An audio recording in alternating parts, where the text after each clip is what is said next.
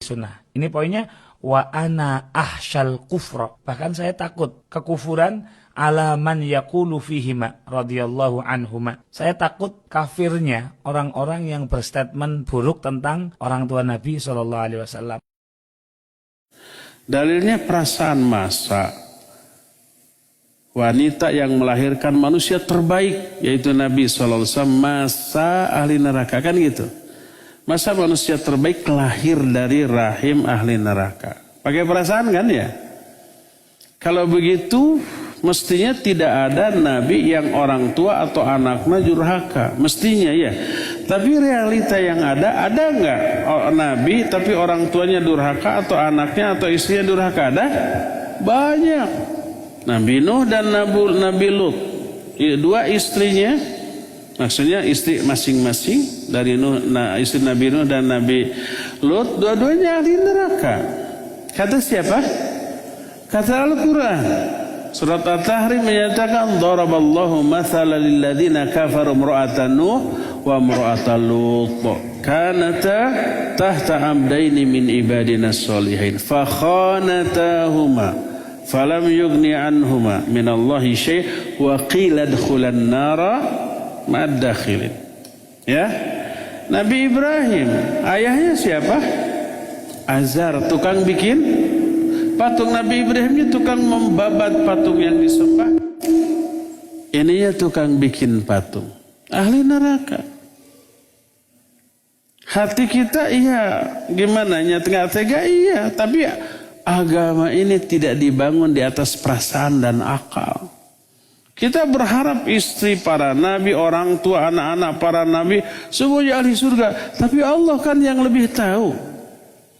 Allah yang lebih mengetahui siapa yang layak diberi hidayah dan siapa yang tidak. Ya, jadi dasarkanlah keyakinan pemahaman kita kepada nas, bukan perasaan atau akal. Mana dalil yang menyatakan orang tua Nabi SAW ke dalam neraka?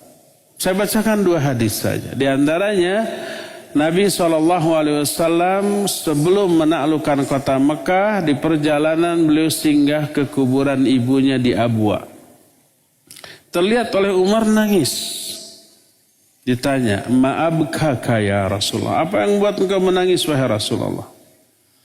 Kata beliau, ista'dzantu rabbi li an astaghfira li ummi falam ya'dzan li. Wasta'dzantu li ziyarati qabriha fa'adina li. Fazurul kubur fa innaha tudzakkirukumul maut. Aku minta izin kepada Allah untuk memintakan ampunan untuk ibuku, tapi dia tidak mengizinkan. Karena ibunya mati dalam keadaan sebagai penyembah berhala. Apakah satu masa fatrah? Tidak. Kalau toh masa fatrah tidak sebagai penyembah berhala. Tapi ada agama sebelumnya seperti Waraqah bin Naufal. Waraqah bin Naufal hidup di zaman jahiliyah sebelum Islam datang, tapi masih di atas agama Nabiullah Isa alaihissalatu wassalam yang lurus. Ini penyembah berhala.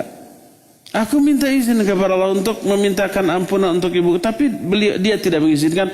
Lalu aku minta izin untuk menziarahi kuburannya dan diizinkan. Maka ziarahlah ke kuburan, karena itu mengingatkan kalian kepada kematian.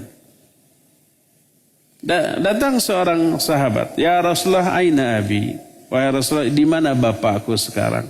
Bapak itu sudah meninggal dalam keadaan musyrik. Kata Nabi alaihissalatu wassalam, abaka huwa finnar, dia dalam neraka.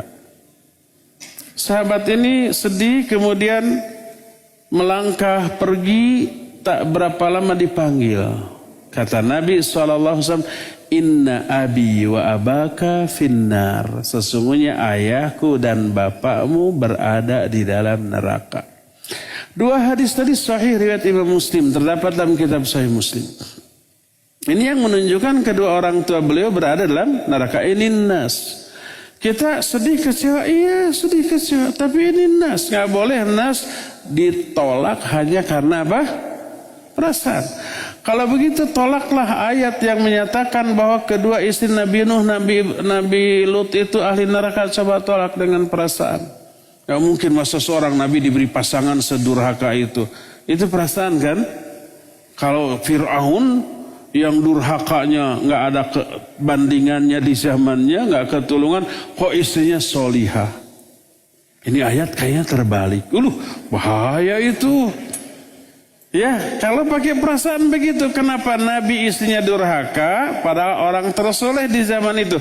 Si Fir'aun orang terbejat di zamannya, kok istrinya paling soleh?